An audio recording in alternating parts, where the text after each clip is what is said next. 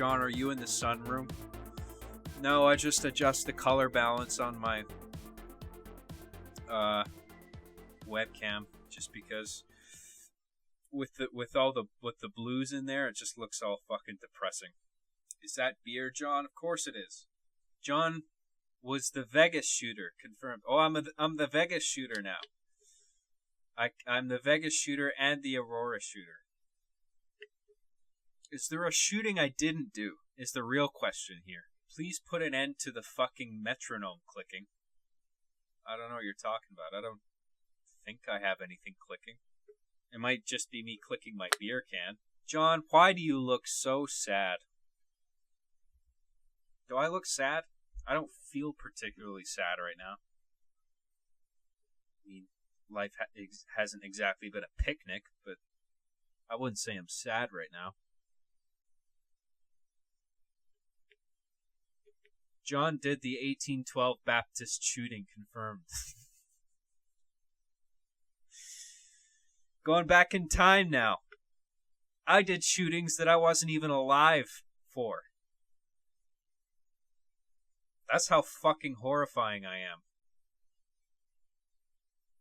He's so bad.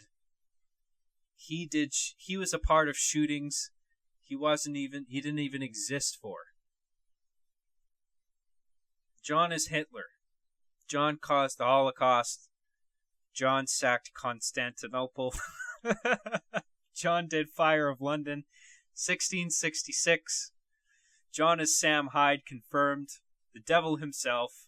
The perpetrator of the Lincoln assassination. John was Jack the Ripper. John did the Boston Massacre. John did 9/11. He did World War III. The one putting the estrogen in the soy to make the friggin' men's soy boys. The Black Plague. Everything. Anything bad, pretty much. It's quicker to start labeling things I didn't do. Terrible things I didn't do. John executed Order 66 and 69. Execute Order 66. Oh, shit. Ain't that a bitch? John let the dogs out. John failed my finals. John did my F in my test. I did your F in your test. Sucking the tip like always. This fucking cuck basically killed everyone, and you're still a faggot. Find this secret ingredient that this cuck found to escape all crime. John killed Captain Alex. Dude, I watched that movie. Who Killed Captain Alex? That shit is fucking hilarious. That's something I wanted to talk about. See, I like this when I can just read the comments and I can reach like my pre-written ideas I want to talk about like naturally. You know, people just bring it up. I can usually count on that happening. Do you guys ever see Who Killed Captain Alex? The whole thing's on YouTube. It's a Ugandan action movie. It is so fucking funny. I've actually been wanting to do I'm gonna do film commentary tracks, I think. I'm gonna throw them up on Patreon. I'm gonna do not just good movies, but like bad movies and so bad they're good movies and shit. So like I figure I would go back and forth, you know, like do a commentary track on a fucking good movie, and then like so bad it's good movie. Like I've been watching a lot of Steven Seagal movies.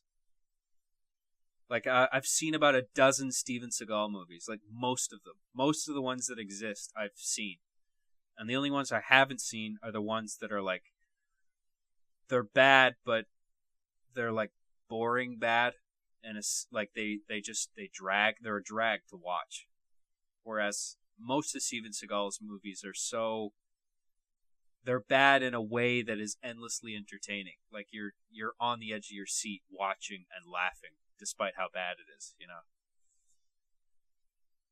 I think a lot of that always frequently comes down to the intent of the director or the stars involved, you know. It's like you get a so bad it's good movie when you have a director doing the movie who's trying to make a good movie, but is just has misjudged the whole thing, you know, and came out with something completely different than what he intended. But like if you're like The Asylum, you know, that production company that makes all those dog shit movies like Sharknado and shit. Like those people are deliberately trying to make a bad movie, and you got to be careful with that because that can really easily come across as not funny. Some of the Sharknado movies are an exception. I watched Sharknado 5, Global Swarming. Like you think like I consider myself a film buff, and you would think like I'd spend more time watching movies that are actually good, but I've watched a lot of dog shit movies. So I enjoy the shit out of them. Sharknado 5 was actually pretty funny. Even though it's a rare exception, because that's the kind of movie that is deliberately made to look bad. The real so bad they're good movies are the ones where they intend to make a good movie and it just comes out all wrong because their idea of what a good movie should be is skewed in their mind, you know? That's like Tommy Wiseau with The Room. That's a very good example of that. Tommy Wiseau thought he was making the greatest movie ever, and it was just a disaster. But people liked it anyway because it had that magical quality that comes from so bad they're good movies, you know. The Room sex scenes are just uncomfortable. Yeah, dude. And there's like, even if it would be uncomfortable even if there was just one, but there's like 4 sex scenes in that movie, and they're all like 5 minutes long. It's so weird. And you're thinking like, oh god, they're just like including sex scenes because the star wants to hook up with women and like make out with them, you know. Because that's the only way they can do it. It's like, it's for the camera. It's for film. This is an artistic endeavor, so make out with me for 20 minutes. A movie that's so bad that it's good is Black Dynamite. Well, you know what? Black Dynamite, I think, is very self-aware. Black Dynamite is a funny movie. It's pretty good, but that's a movie that's aware of what it's doing. A movie like The Room is not aware of what it's doing. It's a different type of bad movie. There are movies that are bad that are made deliberately bad, but those are risky. Like there's a much higher chance that those will be not funny to watch as opposed to actually being funny, I find. Just because I find the ignorance or the lack of emotional intelligence or the fact that a project was so misjudged from the get-go. Like, that's the kind of thing I find hilarious. If you're just deliberately making a movie that's a piece of shit, it's like, yeah, it can be funny if it's well written enough, but it loses that magical quality because you know that they're just, like, they're too self-aware, you know? You guys ever heard of Neil Breen? Neil Breen's movies, like Double Down, and, like, he's this fucking guy who, like, he's like got a shitload of money and he just makes these like vanity projects. He's a bit like Steven Seagal, but he stars in everything and directs everything. And he's got this weird thing with like every one of his movies is about him being this like prophetic godlike entity that's just like floating above the human species, and every movie is about him exposing government corruption and government secrets and like sleazy politicians, but he never goes into specifics as to what exactly he's exposing. It's just the government secrets, like whatever that is. Because, they're just inherently up to no good because they're bankers and politicians and stuff. Which is largely true. I mean, a lot of them are fucking crooks and criminals and shit.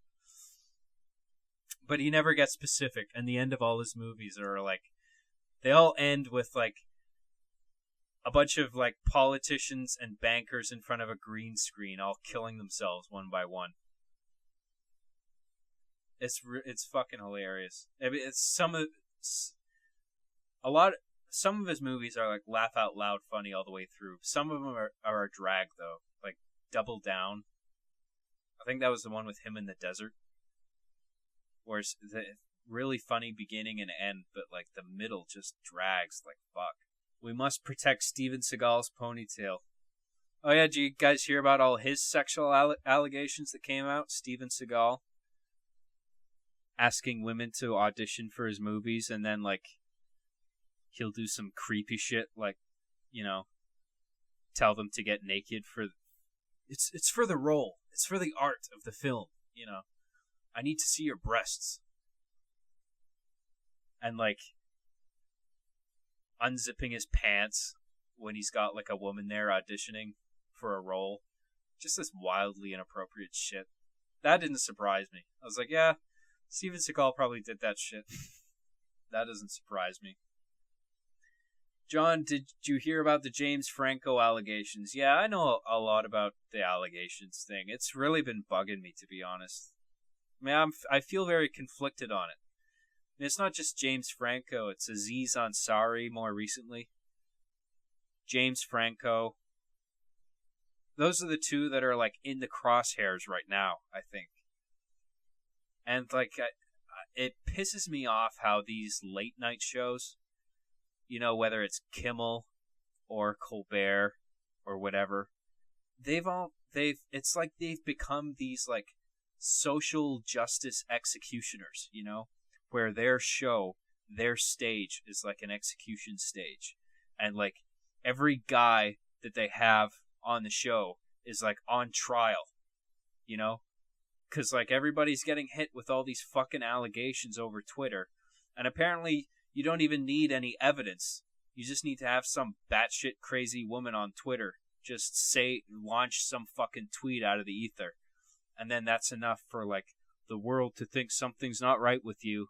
And then you go on fucking Colbert or whoever the fucking other late night show top ratings guys are, and then they've got to inevitably bring it up, and it just like just grinds the comedy of the show to a halt. I mean, that's the jobs of these shows, is to be fucking entertaining and funny. I don't want it to be to feel like this grim trial where every guy is just like, well, you've got sexual allegations now. Did you do these things? If they really happened, like fuck, they should be addressed. But like, it feels like it doesn't take more than just some wild tweet out of nowhere to like, to make the world hate you. Like, that fucking Aziz Ansari. Like, I don't particularly like Aziz Ansari that much. It's not that I don't like him. I don't know that much about him, really. I know his Master of None show is pretty good, but I've just never really found his stand-up that funny. And I think that's just comes down to a taste thing. I'm sure there's a lot of people who do find him funny, And I really got nothing against the guy. But this story that came out about him, about how he's like he went out with some girl, and like she was doing sexual acts on him, and he was doing sexual acts on her, and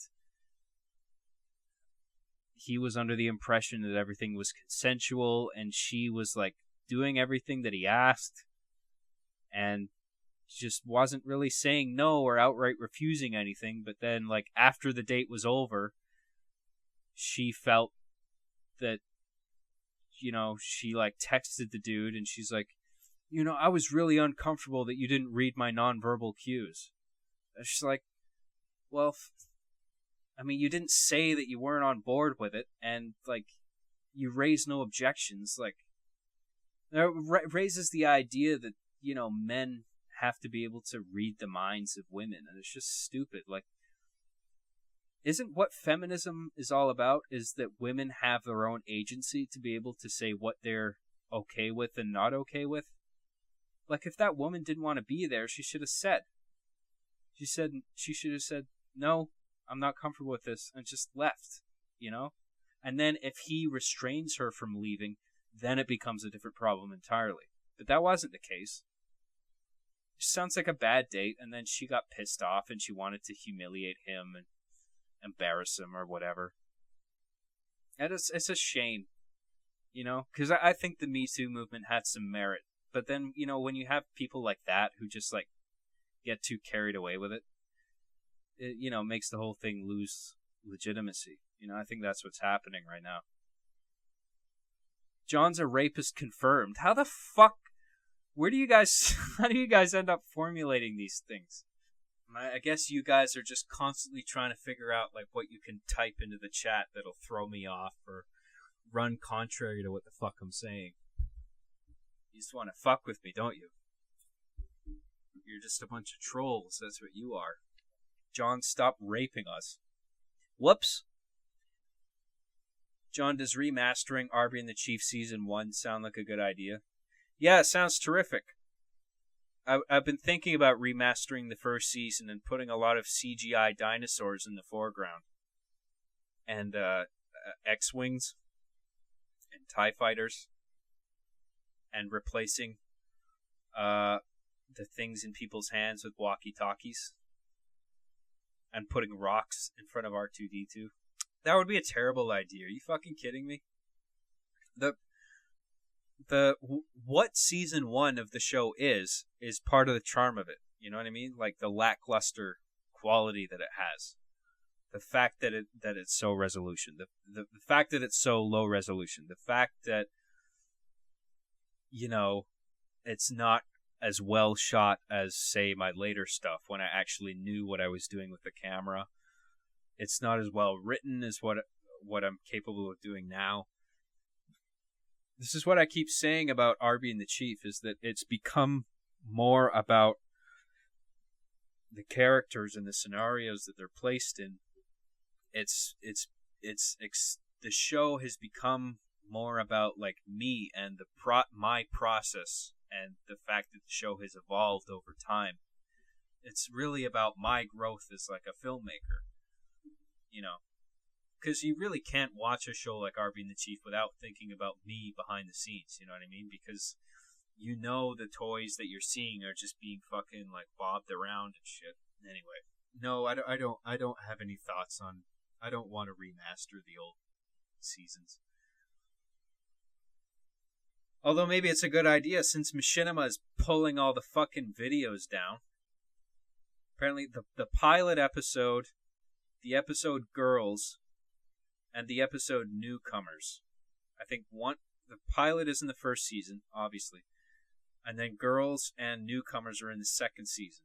And those 3 have been pulled. And I think it's because of music licensing. Because I know the pilot episode had a few Gears of War orchestral tracks. And the Girls episode had a track by Sheena Easton. It was completely unlicensed, because when I was making videos back then, I didn't give a fuck about copyright law. I was just like, hey, that song sounds good. I'll just use that for my video. Like, that was the extent of my, like, I just didn't care. I just wanted to make cool shit, and I was making videos, and I was like, oh, that song sounds so cool. It would sound so cool if I put it in this video, and I did, and nobody, like, it never got pulled for the longest time, just because I guess nobody cared, because I just wasn't that popular enough. It's when you get popular and you start making a lot of money at the expense of, like, violating copyright, that's when they care, But before then, it's like, whatever. But if I were to, like, gain a lot of popularity and then start making a bunch of money off of, like, someone else's intellectual property, such as that Sheena Easton song, which I was inspired to use by Seinfeld. There's an episode of Seinfeld that uses that same track, that My Baby Takes the Morning Train song by Sheena Easton. But I don't know why the Newcomers episode was pulled, because I can't remember exactly. I mean, the pilot and Girls I know had unlicensed tracks. I don't know about Newcomers. But if that had an unlicensed track in it too, then the music licensing theory would make sense. I think Machinima, because they're the one hosting the videos, they might have gotten like a cease and desist thing, because, well, you have this episode that has this song on it and this song on it, and that wasn't cleared, so you've got to pull these episodes. But then maybe rather than pull them, they just made them private. I don't know what the fuck happened.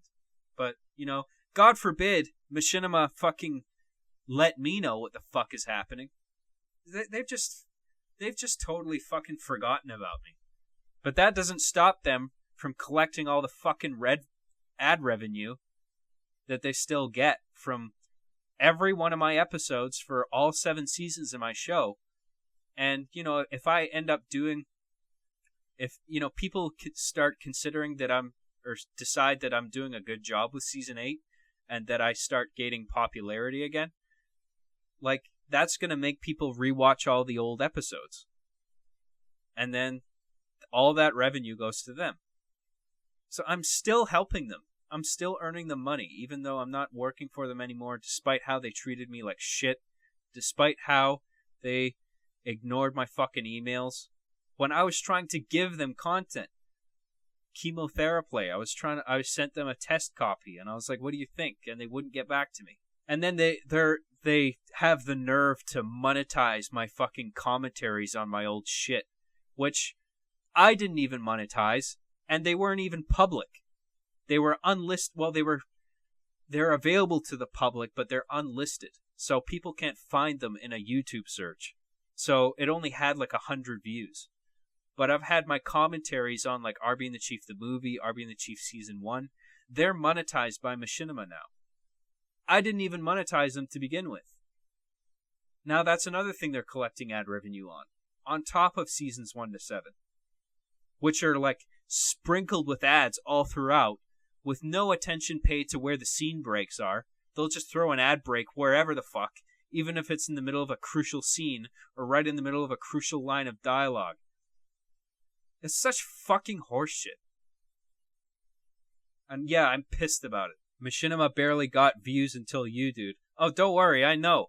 Because I remember being there at the start, when that company was just growing. And it was just like 4 guys in a fucking office in a rented building in Los Angeles. And now it's like a staff of probably at least 60 people. Or at least it was when I was still working there. I mean, they probably downsized by now because they're not as successful as they used to be. Given the fact that they're on YouTube now, plaguing everyone's fucking newsfeed with the same content aggregation bullshit that a bunch of other faggots on Facebook are doing, like the Dodo, where they just, hoover up any animal footage from wherever the fuck they can and then string a fucking narrative out of it, where it's like, this animal is sad, but now he's happy. And then they just slap 2 different YouTube royalty-free tracks onto it. One feel-good song, one feel-bad song. Put the feel-bad song at the beginning, put the feel-good song at the end, and put the ad break right at the point of, just before there's a significant visual reveal in the video, or just before some emotional turning point where it's like, oh, things are all right after all. It's all fucking horseshit. John, your cuck rage is growing. Dude, Machinima makes me so fucking angry. Shoot up Machinima Studios.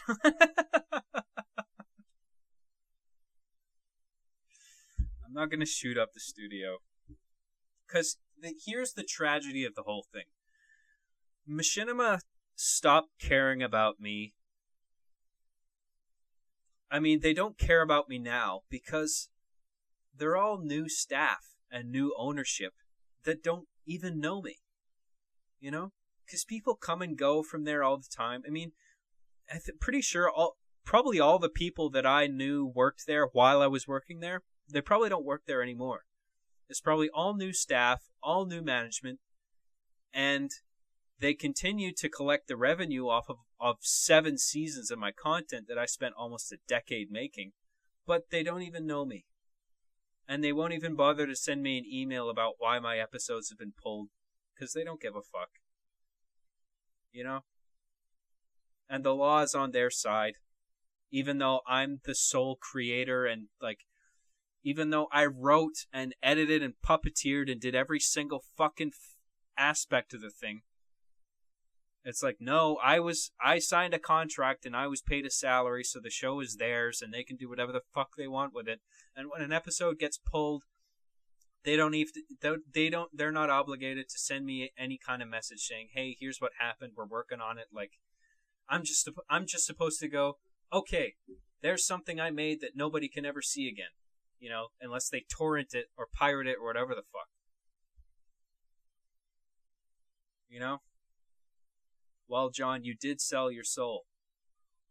Well, back when I was making videos, there wasn't a hell of a lot of options, you know? A lot of people forget this, but I'm kind of an old fag. You know? I was on YouTube before, like I said, monetization was even a thing. If you wanted to earn money doing something creative on YouTube, you had to be part of a network. Because it wasn't, monetization wasn't, the opportunity for monetization wasn't given out on an individual basis at that point. You had to be like a YouTube partner. Like you had to have a deal with YouTube. That's what Machinima had. So you're like the Jack Kirby of this deal. I don't know how. I mean, so I guess Jack Kirby created a bunch of characters, but Marvel owns them all, and now Jack Kirby gets jack shit. Is that how that works? Yeah. I mean, it's like how, like, you know, if you get hired by Fox to work on a cartoon and you work your ass off on X amount of seasons for that cartoon and then you get laid off one day, it's like, Fox owns that show, so they can do whatever the fuck they want with it, and it's not your show, you know? You signed a contract, you agreed to let them have ownership of the show in exchange for a salary, and it's good while it lasted, and now it's over, and, you know, they can just keep collecting ad revenue without worrying about your fucking ass. Is it legal to re-upload with changes? Just some that aren't really meaningful. Let's say filler. A good lawyer maybe could help. What do you mean re-upload with changes? Like for Machinima to do it, or are you talking about me? You gonna talk about the Polyfrost game today, John? Yeah, I can. Yeah, that's it's a big thing about what I want. Well, big topic. Hashtag game dev, as people like to say. Fuck. You think you've experienced Fury? Try coding a video game. That shit's a fucking headache. I want to talk about some other shit first, though, before I get into that, because that's a whole thing. What do you guys want me to talk about? Anything in particular? Last Jedi? Yeah, I can talk about Last Jedi if you want to. But do I have to worry about spoilers? Because not everyone has seen it. Oh, go. Oh, God. God forbid I spoil it for anybody. I fucking read spoilers on the internet all the time. And I still go to the theater and watch the thing, and I enjoy it. I don't fucking care. Because it's different to, like, read, like, even if it's the same plot, I find that it's, like, it's different to read, like, a thing on Reddit, and then to actually sit there and watch the film and see it play out before your eyes in, like, in a cinematic way, you know? I find that I can still read spoilers on something and go and watch the thing and still enjoy it. And just, like, I'm not even thinking about what I read, you know? But at the time, sometime earlier, I'll read spoilers just to satisfy my curiosity. Just 'cause, like, I don't care, whatever. But I realize not everyone is the same as me, so maybe they don't want it spoiled. But is Star Wars even still in a theatrical run? I mean, it might be pulled at this point. I don't know. Maybe not. I mean, if it's still a moneymaker, that's the deciding factor at the end of the day. If it still makes money, it's going to stay in the theaters. John, enough with your Tom cuckery. It was dog shit. Spoil it to all the smart ones that didn't waste their money. I didn't think it was dog shit. I actually quite liked it. But, hold on. I gotta go to the washroom, sorry. It's the price you gotta pay if I'm going through beers this often. It just goes right through me. Be right back. John, what the fuck is a washroom? What the fuck is a washroom? What, do you not use the word washroom in America? Assuming that's where you are. What is it? Bathroom over there? Toilet? John, what program do you use to edit your videos? I use Adobe Premiere. I've got Adobe's Creative Cloud thing. All these things are on fucking subscription models now. Like, I'm on the Game Maker. I'm developing a Polyfrost video game right now, and I'm using it using Game Maker Studio. And even that's on a subscription model. So I'm on the trial right now. I'm trying to, like, get the most out of the trial I can before I start another subscription fee. So I'm trying to, like, use the trial to, like, figure out the enemy AI and shit like that before I, like, do the subscription. Fucking hell, this is still lagging. Awesome. Did you wash your hands? Yes. I just know how to do it quickly. Give us writing tips? What kind of writing tips do you want? I mean, like outlining or like dialogue or like, I don't know, fuck.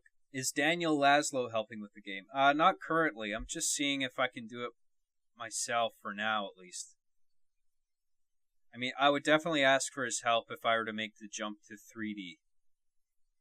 Just because he's much better with that. Like, 3D character modeling and, like, skeleton rigging and animation and all that shit. He's good at that. But if I do something 2D with, like, pixel art, that's something I feel like I could do. So yeah, I'm just working on a little game that maybe I can put on Steam. Maybe just do like a simple like $5 release kind of thing on Steam. Get some extra revenue that way.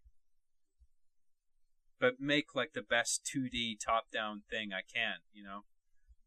And I only want to do that if I can make AI that's, you know, at least kind of respectable and challenging, you know, and I can build a good story out of it. That's a big part of like Polyfrost, is I want it to be like to have a narrative propulsion, a story that kind of drives the action forward. John, have you ever been out for a rip? What, you mean like blazing a J? Is that what you mean? Or is that some other colloquialism I haven't heard of? Please make a music production. I assume you make a tutorial. You mean make a tutorial, but like, I have a music tutorial available already. I mean, if you're desperate to like see a music production tutorial, I mean, really, you only need the one to like get the gist of how to make a track in FL Studio. It's really not that complicated. Pitch it to EA? Yeah, fuck that. Change.org/John makes season 3 of One Life. Get the fuck out of here. John, talk about the petition to remove The Last Jedi from canon. Oh yeah, I posted a whole thing already on Twitter about how that was bullshit. You know that fucking guy on change.org? That pisses me off. Like, somebody can get angry about a movie of all things. You know, I get angry about movies, fair enough, but like, I don't wish for movies to be erased from existence just because I don't like it. That's fucking dumb. You know? So just this idea, this sense of entitlement that goes along with these fucking millennials who were born after the internet was a thing, you know, so they take it for granted. And, you know, they grow up and then they don't like something. So they decide that they can just go on a website like change.org and create a fucking petition and then just mold reality around them like they're fucking Neo at the end of the Matrix. You know what I mean? Where they can just bend reality to their will. I don't like this, so I'm gonna change it. Urgh. It's fucking so self-centered. It's just like, yeah, because like nobody else could possibly like this movie, right? Because your taste is at the center of the universe. I liked the movie. And yeah, probably a lot of you guys probably hated it, and you're gonna shit on me, saying I'm such a cuck for liking The Last Jedi. Yeah, I liked it. Who gives a shit? It was a competently made movie by a good director, and it was entertaining as fuck. I mean, I didn't really have a lot of problems with it, to be honest. Yeah, I know I'm a millennial, but you know what? I draw the threshold line at the introduction of the internet. You know, rather than just like an imaginary line drawn at the start of a decade, just because it's a decade and we want to keep things neat. I think the true generational mark is when the internet became a thing, because people born after the internet was a thing lose a tremendous amount of perspective. If you're born before the internet was a thing, you understand the fact that without the internet, everything beyond your town or city or wherever you lived was just hearsay, And if you wanted to hear about something across the world or even in the next city over, you had to make a phone call and hear it from one person, Unlike now, where you can just go on Google or a live leak and watch a video, like fucked up videos from the farthest corners of the earth, like on the opposite side of the planet, Just this like globalization of media, where anybody in any corner of the world can be heard all of a sudden, It's an easy thing to take for granted if you were born after that was made available. You know what I mean? Even millennials hate millennials. Yeah. I guess I'm a millennial because I was born like how is it defined even? I mean, I'm called a millennial, but I was born in 1988? How the fuck does that work? Well, I guess I just have to go along with the definition because that's just the consensus. That's the status quo. That's what everybody's on board with. That's how everyone thinks about millennials. Like, it just seems dumb. It doesn't seem like the right word for it. I used to think millennials were born in the year 2000 or after. Just because, yeah, another millennium went by, so, which is 1,000 years, right? So why the fuck would I be a millennial having been born in 1988? John, are you saying kill the globalists? Yeah. We gotta kill the globalists. They're coming for your kids. They're gonna molest your children. I hate globalists. Ah! John's shit-talking the internet because the internet always calls him a cuck. You think I give a shit? Call me a cuck all you want. I don't give a fuck. Because I know that nearly everyone who calls me a cuck has no idea what the fuck it means. It's like autism. It's lost its definition. It doesn't fucking mean anything anymore. It's just a general insult that just means something that sucks. John, is water really making the frogs gay? It turns the freaking frogs gay. John, will Halo 6 be good? I don't know. I haven't heard the latest on it. They're working on Halo 6, right?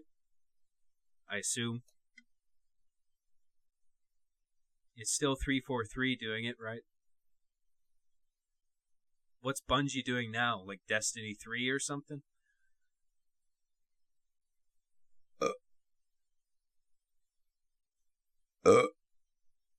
Why'd you decide to make Polyfrost into a game instead of a film, which is more so your expertise?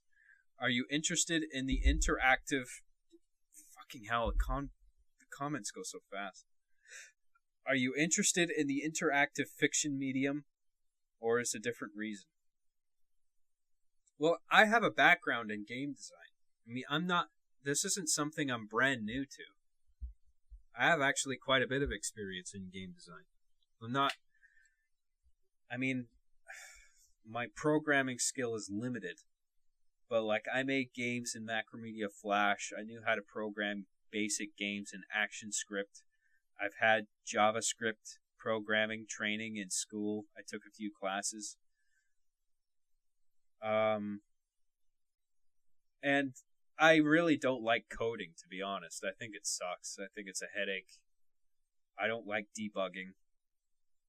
I hate the fact that if you get one single fucking character wrong in the whole code, then it crashes the whole fucking thing. It's the thing about programming. You can't expect the game maker engine to like fill in the gaps that you leave. Like it's not like Microsoft Word where you have like that helpful paperclip saying like, I think you meant to do this. Like if you make a single typo in a game code, that is so fucking unforgiving that it'll crash the whole fucking thing and the game won't even run until you find that little fucking parentheses or whatever the fuck that you forgot to put in. It's so fucking strict, and that pisses me off getting the syntax exactly right. But it's not that I'm not capable of doing it. I am capable of doing it and writing code and understanding it.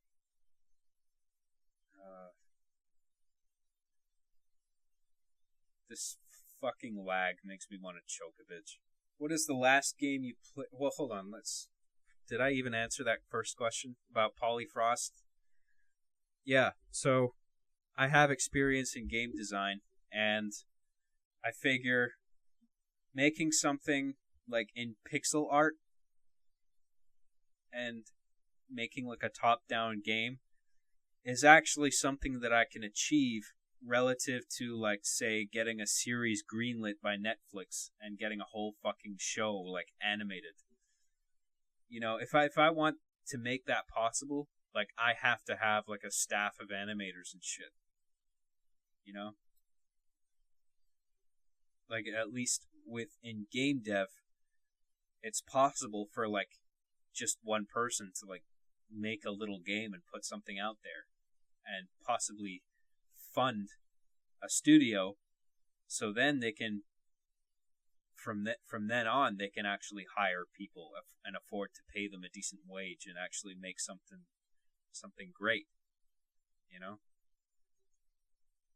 So I figure it would be a good idea to like take advantage of my history in game design and make something that I can, like a little story driven kind of campaign with solid gameplay and decent AI, and, you know, use that to fund something cooler, you know, where maybe I can hire a bunch of people to work on it.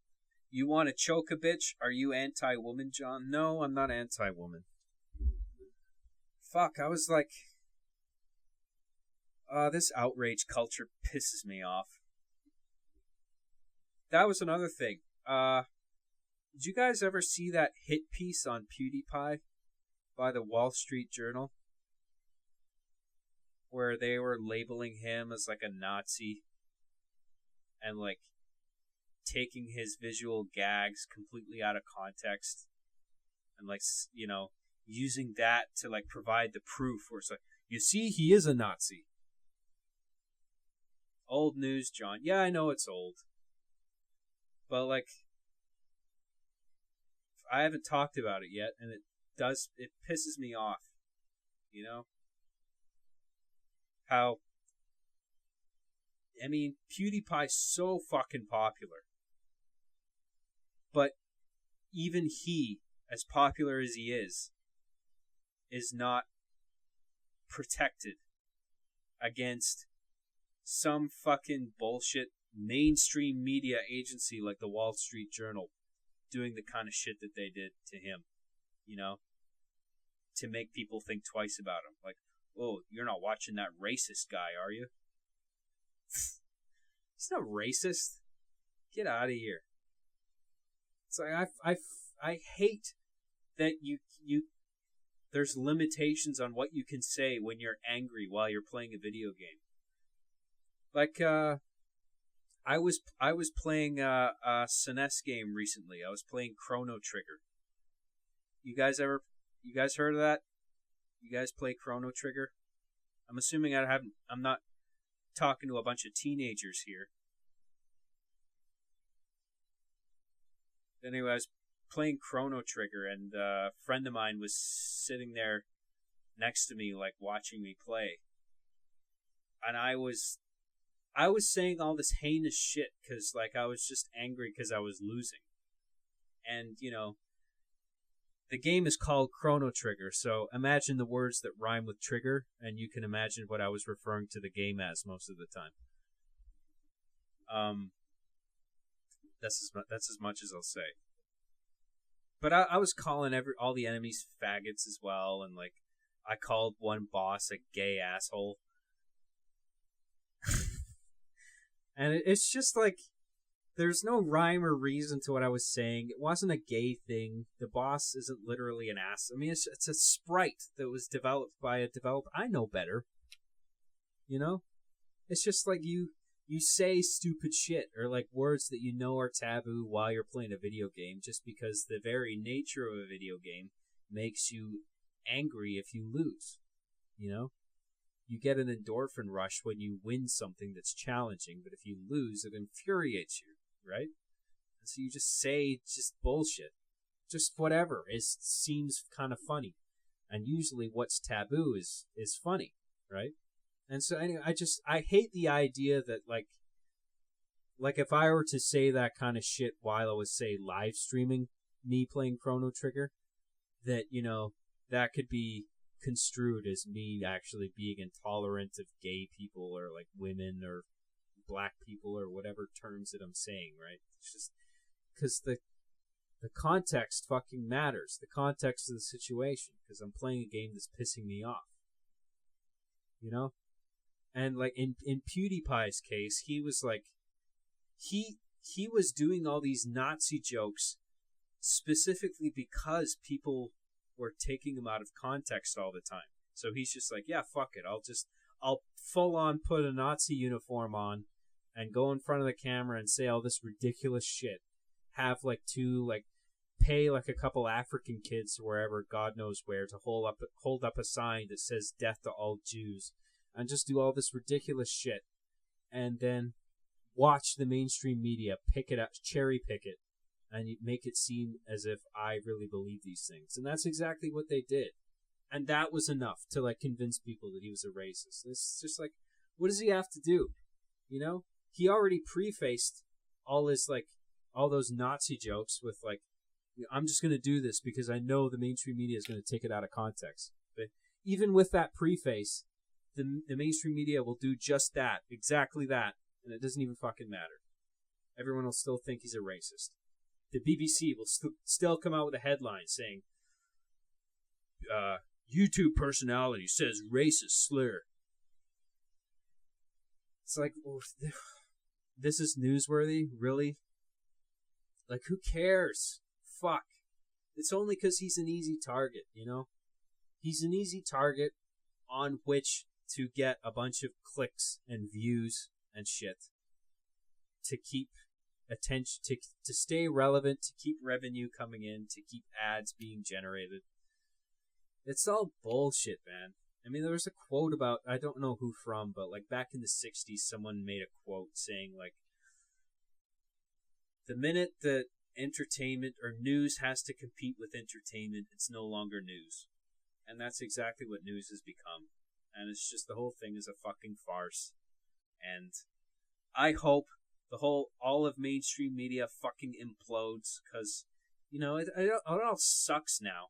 Like, if you really want the truth nowadays, you gotta, like, load up a podcast, you know? Like, podcasting is the way to go. Like Joe Rogan shit. Like, if I want to get the facts on something, if I want to figure out what a guy is really all about, I want to watch him on a podcast where I can listen to him talk for like 2 hours uninterrupted, you know, as opposed to like a 30-second soundbite on Fox News or whatever other dumb fucking platform, you know, where you don't get a full picture of what the guy's all about, and his, you know, footage of him can be cut and taken out of context and manipulated. It's all fucking bullshit. I hate media. I hate everything. Everything fucking sucks. After class podcast equals real news. Oh, I heard Trump and Fox News did a thing where they had like a fake awards show or something like that or I guess a real awards show, but it was like kind of in a mocking way for like fake news. Like the best fake news awards. It's just like, that's the best you got, Trump, to like counter all the terrible things people are saying about you. Is to just hold like a fake awards show, like the Raspberry Awards. That was fucking stupid. You should watch Joe Crowder on YouTube. Joe Crowder. His name's not Joe, isn't it? I know you're talking about Louder with Crowder, right? I forget his first name. Steven Crowder, isn't it? John, do you think CNN is fake news? I don't fucking know. I don't really watch enough of CNN to know to have an opinion one way or the other. I actually take comfort in the fact that there is nothing after death and life is meaningless. You too? Yeah, I talked about that before, actually. That's a similar kind of feeling that I use to get myself out of depressive states. You know? That thing about where it's like, you know, if I'm feeling anxious and insecure and depressed, it's just like, well, a lot of people feel like me right now, if not everybody. So if everybody feels that way, what's the point of feeling that way at all? You know? He did it as a joke. I don't know. Whatever. Louder with Crowder is great. Yeah. Yeah, I like it when Steven Crowder does that such and such is true, change my mind thing, where he'll set up like a table on college campuses, which is the best place to do it, really. I mean, despite the amount of conflict that occurs, because, you know, you get all these extreme liberals coming up to them saying, "Excuse me, can you not do this here? This is an inappropriate venue." When they're completely wrong. It's in fact the perfect venue because, you know, a post-secondary facility is the perfect place to experience new ideas that challenge your way of thinking. You know what I mean? It's what learning is all about. You know? And I like all that shit. I like that Steven Crowder does that. I like his demeanor when he's talking to these people. He doesn't get nasty. He just says, "This is what I think. Change my mind. I'm open to discussion."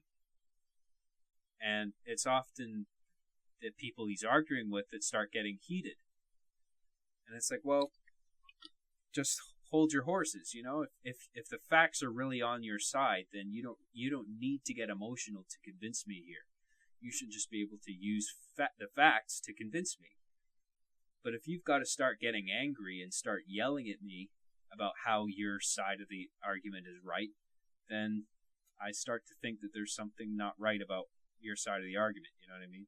Like, if you have to lean on that as a crutch, kind of seems like bullshit. And I just spilled beer all over my crotch. So there's that. I'm a mess. I'm a hot mess, everybody. John, I think people would like another music production because we want to see how you make more of your tracks.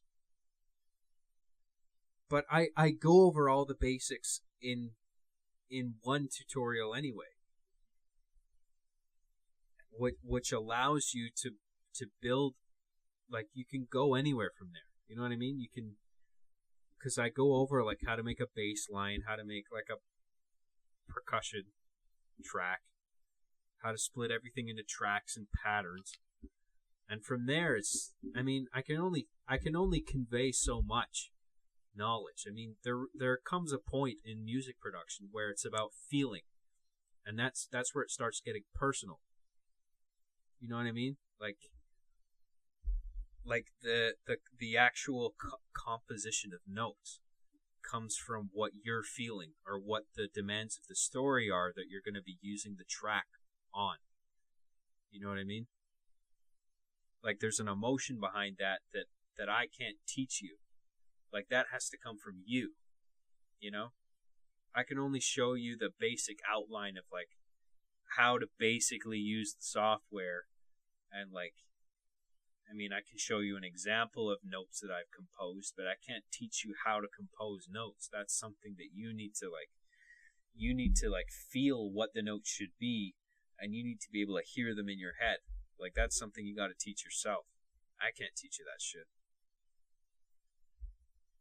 Yeah, I know I sound like a fucking douche right now. I can only show you the way, young grasshopper. I'm serious though. Just try and, you know, exclude the douchiness from what I'm saying and just try to absorb the fact that I'm telling you, like there's only so much I can convey in these tutorials.